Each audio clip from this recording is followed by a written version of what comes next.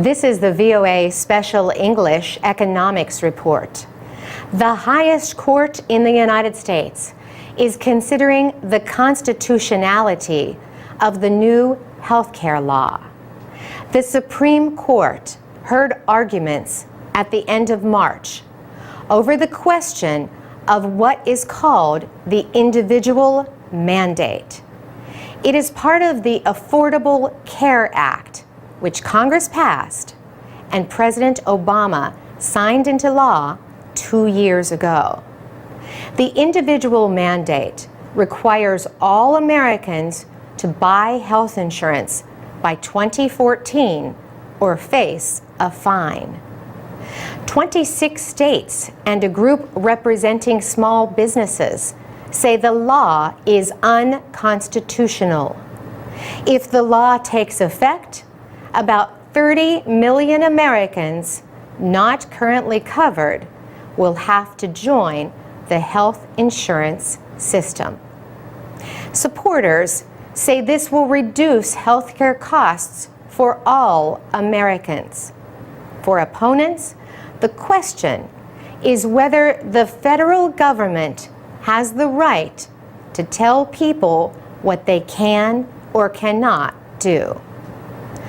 During arguments, Justice Antonin Scalia put the question this way. What is left? He asked. If the government can do this, what else can it not do? The Obama administration says the law has already helped millions of Americans. It says over 2 million young people have remained on their parents' health insurance plans since September 2010. Before then, many young people lost health coverage after they left home or reached a certain age. Healthcare costs are growing at a rate that many experts say cannot be supported. The Council of Economic Advisors advises the president on economic issues. It warns that at the current growth rate, healthcare spending will be responsible for 34% of the economy by 2040. Currently, healthcare is almost 1/5 of the economy. That is a big problem for the federal government. It pays for Medicare, health insurance for older adults, and Medicaid, the program for poor people. And as the population ages, more people will depend on these programs. During the oral arguments, Justice Stephen Breyer noted the importance of the issue. He said it shows there is a national problem, one that involves money, cost, and insurance. The High Court is expected to rule on the individual mandate in June, but the effects of the ruling are expected to influence healthcare policy for years to come. For VOA Special English, I'm Carolyn Presutti. For more business news, go to voaspecialenglish.com. From VOA Learning English, this is the Economics Report in Special English. The International Monetary Fund says worldwide growth is weaker than expected because of economic concerns in Europe and the United States. But there is some positive news. The number of cars being made is on the rise. That is a sign that the world's economy is moving in the right direction. Measuring economic progress, especially for groups like the middle class, is not easy. But a little-known economic indicator is beginning to gain acceptance. The so-called CAR Index is an attempt to measure the world's middle class based on the number of people who own cars. Experts say that the number of people who own cars in the developing world is rapidly increasing. That is because there are about 70 countries with a population of about 3 billion people who are quickly approaching an important income level, $4,000 per person. Experts say when that level is reached, a country's middle class increases very quickly. This rise in average income means greater demand for goods that are considered non-essential. And many of these goods are produced in Japan, Germany, and the United States. The International Monetary Fund says consumer spending in developed nations has fallen since the economic downturn of 2008. The fund's managing director, Christine Lagarde, points to the debt crisis in Europe and problems in the United States economy as threats to the global economy. Growth could be slower than the IMF had predicted earlier in the year. On the other hand, recent studies show consumer spending in developing countries has increased 3 times faster than in developed economies. For VOA Learning English, I'm Carolyn Prasuti.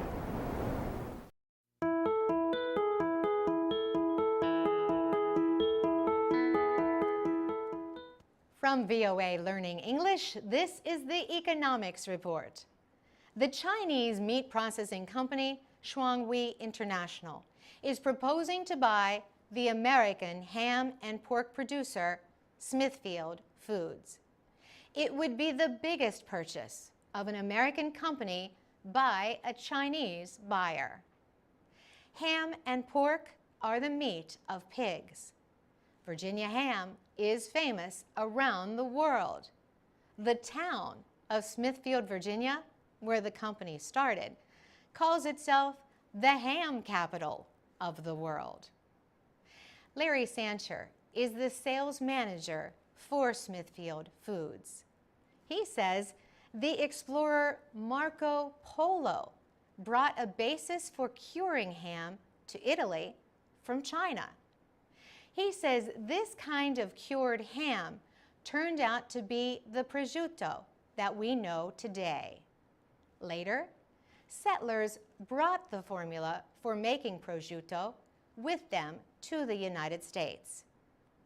He says the main reason Smithfield became the center of ham processing was because local Native Americans had methods for producing salt from nearby ocean water.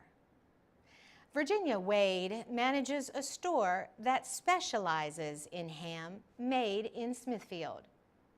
She says the ham is aged at least 6 months in salt. She says the uncooked hams are similar to ham in China. Before Smithfield Foods can be sold to the Chinese company, the purchase must be approved by the American government and by Smithfield Foods stockholders. There have been concerns in the past about some Chinese companies doing business in the United States. But Gary Hofbauer expects the Committee on Foreign Investment in the United States to approve this purchase. He is with the Peterson Institute for International Economics in Washington. Mr. Hofbauer believes the Chinese company is buying the world's good opinion of Smithfield Foods, including the quality and safety of its products. For VOA Learning English, I'm Carolyn Prasuti.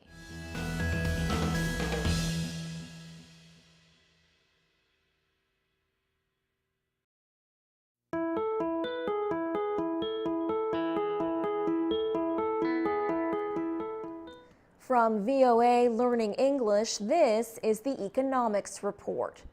A new report says China's demand for food imports will sharply rise in the next 10 years. The United Nations Food and Agriculture Organization and the Organization for Economic Cooperation and Development made the prediction. They say China will increase its imports of grains, oilseeds, and meat. Angel Gurria is Secretary General of the OECD. He says China's need for food is growing at a time when world food production is decreasing. Imports to China are expected to grow at a yearly rate of 3% to 1.7 million tons by the year 2022. China's imports of crops used to feed animals, called coarse grains, are expected to double by 2022, and imports of oilseeds are predicted to rise 41%. Angel Gurria says China's economic growth is fueling its hunger for imports. He says the country already has a big effect on world food markets. José Graziano da Silva is the head of the Food and Agriculture Organization.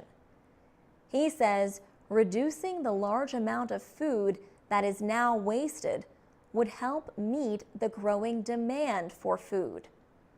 The rise in the Chinese demand for food is expected to cause grain and other commodity prices to rise.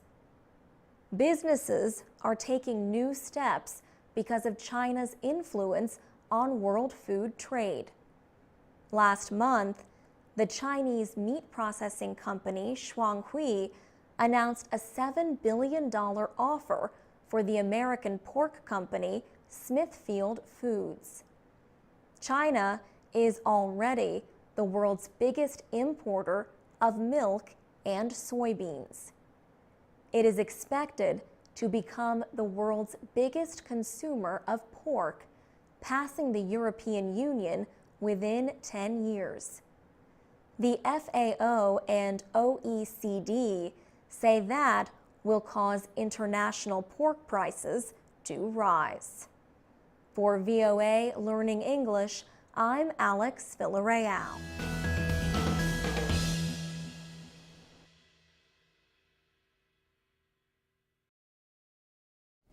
I'm Alex Villarreal with the VOA Special English Economics Report. Few people had ever heard of the natural elements known as rare earth metals before a recent dispute between China and Japan. Yet these metals are used in devices like smartphones, flat-screen televisions, hybrid car batteries, MP3 players, and military equipment. In September, Japan detained a Chinese ship captain near disputed islands in the East China Sea. China denied that it stopped exports of rare earth metals to Japan to force his release. But the incident raised concerns. Japan is the world's biggest importer of rare earth metals, and China produces 97% of the world's supply. China says it sold almost $4 billion worth in 2008. But marketing professor George Haley at the University of New Haven in Connecticut says China has always kept prices low. He says, so unlike other minerals, the price of rare earth elements has actually fallen. Some countries with rare earth metals no longer mine them, including the United States. One reason is the low-cost imports from China.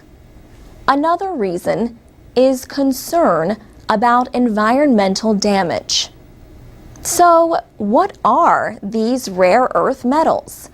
Well, most of them are not rare. That is just their name. Several are more common than copper, lead, or silver. People who remember the periodic table of the elements from chemistry class might recognize them. Rare earths include the 15 lanthanide metals, along with yttrium and scandium. Samuel Bader, a physicist at the Argonne National Laboratory near Chicago, says rare earths are often found together. But Mr. Bader explains that the same properties that make them hard to refine also make them valuable. He says rare earth metals provide the world's strongest commercial magnets. This is why they're important. It's that simple. Rare earth magnets are lightweight and unaffected by conditions like high temperatures. So they work well in places like electric motors in hybrid vehicles or generators for wind turbines. Physicists use super powerful magnets to speed particles and control radiation, like X-rays. George Haley says they are found in electronics, fiber optics, and other products. They are important not just for the economic success of the United States, but for defense and job creation at home. Next week, we'll talk more about rare earth metals and an American company that plans to start mining them again. For VOA Special English, I'm Alex Villarreal. From VOA Learning English, welcome to the Economics Report in Special English. China has been struggling to deal with record levels of smog over Beijing. Recently, officials in several Chinese cities announced plans to trade carbon credits as a way to reduce air pollution.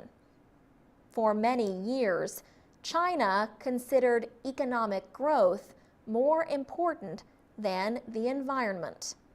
The nation remains hungry for energy, but it has also become the world's biggest producer of carbon gases. Beijing's smoggy days have made international news. Small particles in the air reduce visibility and threaten public health. Smog has been a concern in the city for years, but a sharp rise in pollution levels in January led to sharp criticism from many Chinese. Pollution from coal-burning power centers and factories is a big part of the problem. Now, officials hope to control industrial air pollution by creating systems to trade carbon credits. The trading systems or platforms would enable companies to receive credits for lowering greenhouse gas emissions. The credits can then be traded. The goal of these market-based platforms is to get businesses to invest in clean technology. Markets for carbon credits are expected to open this year in 7 cities, including Beijing, Shanghai, and Tianjin.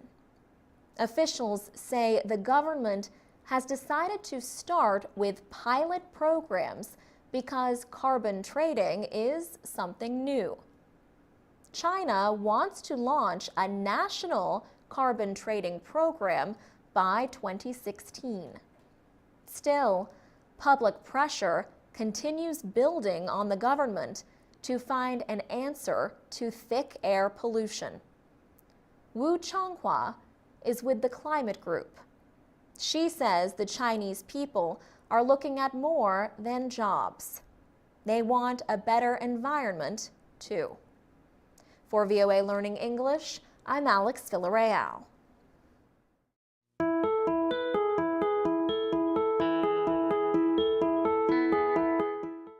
From VOA Learning English, this is the Economics Report.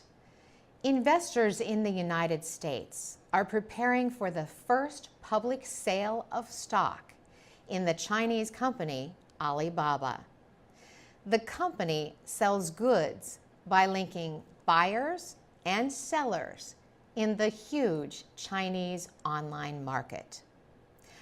Alibaba is expected to make its initial public offering, called an IPO, in September on the New York Stock Exchange.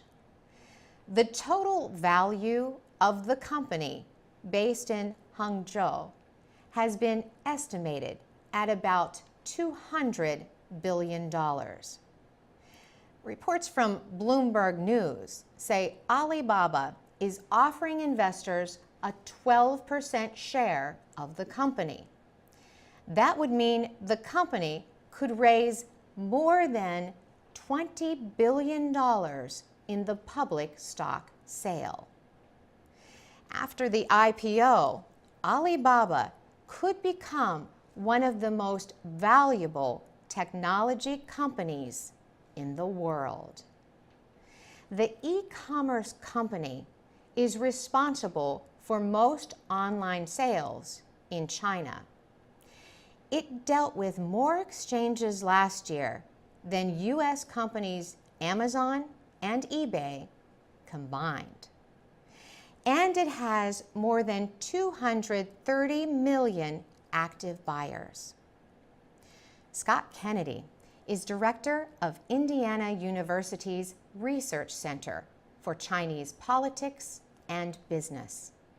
He says Alibaba has grown from a very small company 15 years ago to the main online seller in China. The company holds about 80% of the Chinese online sales market. Scott Kennedy says the company is profitable, which is unusual for a technology company first offering an IPO. Alibaba has chosen to sell its stock to the public on the New York Stock Exchange rather than in China. China is now the world's second largest market for e-commerce. For VOA Learning English, I'm Carolyn Presutti.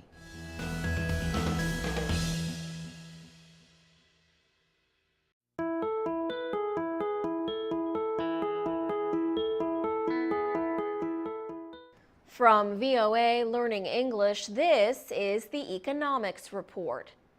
Recent Chinese trade information shows that China's exports to North Korea decreased by more than 13% during the first 6 months of 2013. This is the first time in 4 years that exports have fallen. Exports decreased by about $1.6 billion from January to June, compared to the same period last year. The last time exports from China to North Korea dropped was in 2009, during the world financial crisis. This year, there was a large decrease in shipments of unprocessed oil to North Korea. Lu Chao studies at the Liaoning Academy of Social Sciences. He says China is the biggest oil provider to North Korea. He said last year, China exported 500,000 tons of oil to the country. Mr. Lu says China placed trade restrictions on North Korea this year after its third nuclear test. He says the Chinese government made the decision based on a United Nations Security Council resolution. North Korea's decision to carry out its third nuclear test earlier this year has affected ties between the two countries. Following the test, Chinese students called on the government to completely cut ties with North Korea. Chinese officials have condemned the test. They have called for the continuation of six-nation talks aimed at ending the country's nuclear weapons programs. In May, the government-operated People's Bank of China announced it was no longer doing business with North Korea's Foreign Trade Bank. Recently, officials from the United States and South Korea met. They announced their plan to continue placing restrictions on North Korea and to seek more assistance from China in the process. For VOA Learning English, I'm Alex Villarreal.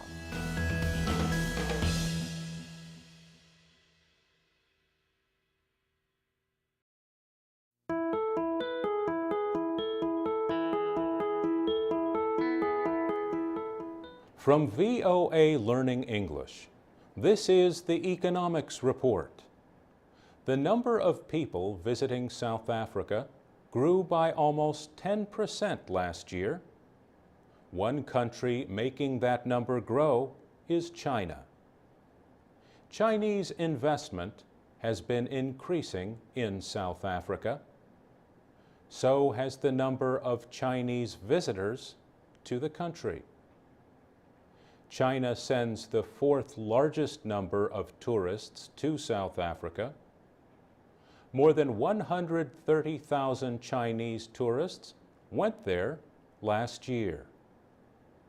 Europeans remain the biggest tourism group, but the percentage of Chinese tourists grew by 56% from 2011 to 2012. Beverly Schaefer is a member of Cape Town's city government. She represents an area that is home to a famous soccer stadium. She says the number of visitors to the country increased after South Africa hosted the World Cup Soccer Championship in 2010. South Africa's travel industry has been noting the growing number of Chinese tourists. Mariette Dutoit Helmbold has worked with Cape Town Tourism.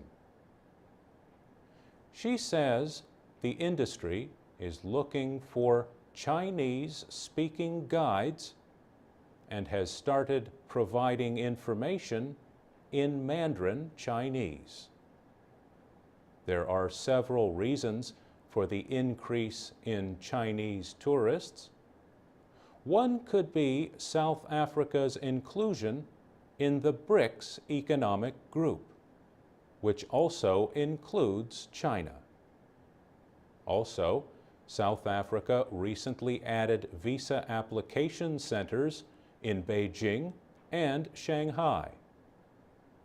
And last year, South African Airways added direct flights between Beijing and Johannesburg.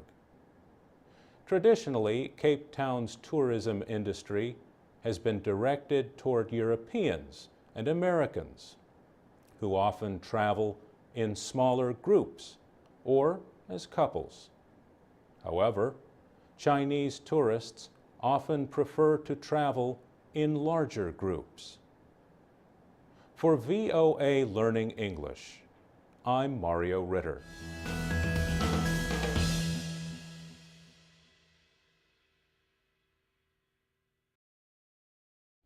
This is the VOA Special English Economics Report. Commodities are basic materials that are used and traded worldwide.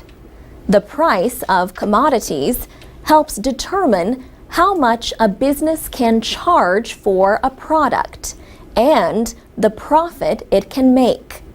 Commodity prices have reached a 2-year high since falling sharply during the world financial crisis.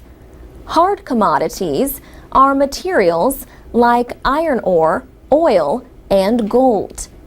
Agricultural products are soft commodities. These include wheat, cotton, and rice. Economic measures show the world economy is recovering unevenly. China and India, for example, have reported strong growth in manufacturing. Developed nations have had slower growth. John James is a business professor at Pace University in New York State. He says demand in developing economies can push up prices for commodities like oil and iron ore used for making steel. But, he says, changing currency values can also influence prices. He says the increase in the price of commodities is a reflection of the instability of both the euro and the dollar. The best example of that is gold. Gold prices have reached record levels in recent months. That means gold dealers must pay more for the commodity now than they did only a year ago. That affects current prices. Not surprisingly, manufacturers want some control over the prices they pay for commodities. Futures contracts are agreements between a buyer and a seller to exchange something at a set price at some time in the future. These contracts let buyers lock in a price for basic materials. But some traders in futures markets only want to make a profit. They buy or sell contracts depending on the direction they believe prices will go. These speculators get blamed when prices rise or fall too quickly. The United States, Germany, and France are looking into ways to limit this kind of trading. Some experts say exporting commodities is not a good path to long-term economic growth. The United Nations recently reported that the least developed countries must change their economies to provide good incomes for their citizens. Supachai Panichpakdi leads the UN development group UNCTAD. He says the least developed countries need to cut dependence on commodities and manufacture products for export. He says only this will let them gain from world trade. For VOA Special English, I'm Alex Villarreal.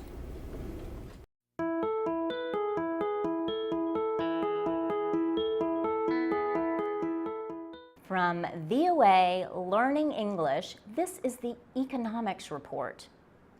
Many Pakistanis are increasingly concerned about their economy. Safar Saeed directs an occupational training center in Islamabad, the capital. For the past 10 years, the center has trained thousands of people for work in an increasingly difficult economy. Now, the business is struggling with issues ranging from loss of electricity to inflation. Safar Saeed blames the government for the situation. He says his organization has suffered big financial losses in the last 5 years. One of the reasons is long power outages. Another reason is that inflation makes it hard for people to pay his fees, so they can learn skills that lead to income. Other people share his opinion. Street protests against power outages are common in Pakistan. Some outages can now last an entire day. Ashfaq Hassan Khan is a professor at the Nust Business School in Islamabad. He says there has been too little political will to fix the national tax system. Less than 1% of Pakistan's 180 million people pay income taxes. About 70% of federal lawmakers did not complete any income tax documents last year. As Professor Khan notes, that makes it more difficult to ask major donors to the country for help. He says other nations question why they should provide Pakistan with aid when Pakistan does not tax its own wealthy citizens. 60% of the Pakistani population is under the age of 25. Opinion surveys show that young people are most concerned about economic problems and corruption. For VOA Learning English, I'm Laurel Bowman. You can watch more caption videos at the VOA Learning English website and the VOA Learning English channel on YouTube.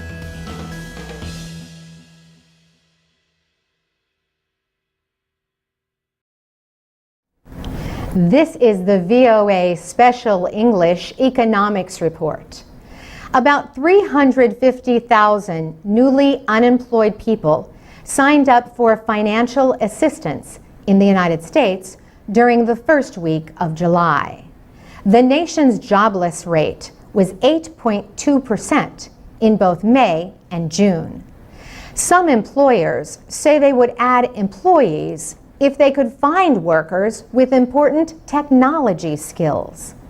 Some experts say better communication and technology could reduce this skills gap.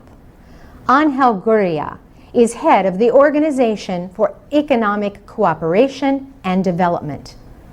He says even some well-educated people are having trouble finding work around the world. He says it is a tragedy that there are unemployed graduates while employers cannot find people with the skills they need. OECD officials say more than 44 million people are unemployed in the 34 wealthiest nations belonging to the organization. In the United States alone, nearly 13 million people are unemployed, but the country also has more than 3.6 million unfilled jobs. Experts say some positions are unfilled because those seeking work lack high technology skills. A company called Monster Worldwide is using some new technology it says can help solve that problem. Company official Earl Renison says computer programs called semantic search are able to process huge amounts of information. That includes millions of resumes to help connect skilled people with open jobs. Earl Renison says semantic search is designed to choose the right match from the words or expressions around a keyword. He says this helps it get the right match, even if a job posting, resume, or other documents use different words to express the same idea. He says better searches will lead to better matches and fill more jobs. Rich Milgram is head of a recruitment company called Beyond.com. He says another problem is that the people who are experts at finding just the right workers were the first ones out of work during the recession. He also says it will take time for companies to rebuild their workforces even if they have added new recruiters. The new recruiters do not understand the business that well because they are new, says Rich Milgram. They do not have a relationship with the hiring managers. Rich Milgram says companies in need of excellent workers have to do a good job of writing job advertisements that are understandable. And job seekers need to make it clear to hiring managers how they can help their companies. For VOA Special English, I'm Carolyn Presutti. From VOA Learning English, this is the Economics Report in Special English. Levels of corruption like bribery, abuse of power, and secret dealings are still very high in many countries. Transparency International has released its yearly Corruption Perceptions Index. The Berlin-based group rates 176 countries and territories with a number from 100 to 0. Bigger numbers are better. The index measures the perceived or apparent level of corruption in a country. The group uses information from the African Development Bank, the World Bank, and the World Economic Forum. Corruption takes many forms.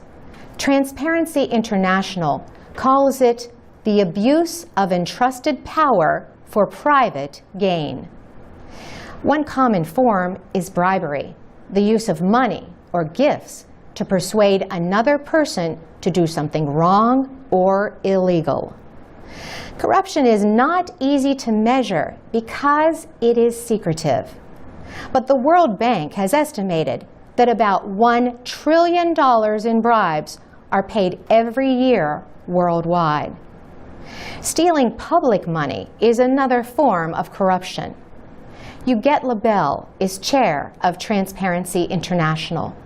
She says the problem of corruption affects millions of people and limits their ability to get essential services like water, education, health, and licenses. A group of small developed nations scored highest on the new list. Denmark, Finland, and New Zealand received a rating of 90. Among large nations, the United States rated 73, while China rated 39. The countries with the greatest perceived level of corruption on the list are Somalia, North Korea, and Afghanistan, with scores of 8. Robin Hodes directs research at Transparency International. She says Transparency International needs evidence about how corruption works and needs to know where to target the reforms needed to promote accountability and integrity. The perceptions held by experts, businesses, and organizations are important. The World Bank notes that countries showing improvements had greater foreign investment and economic growth. For VOA Learning English, I'm Carolyn Presutti.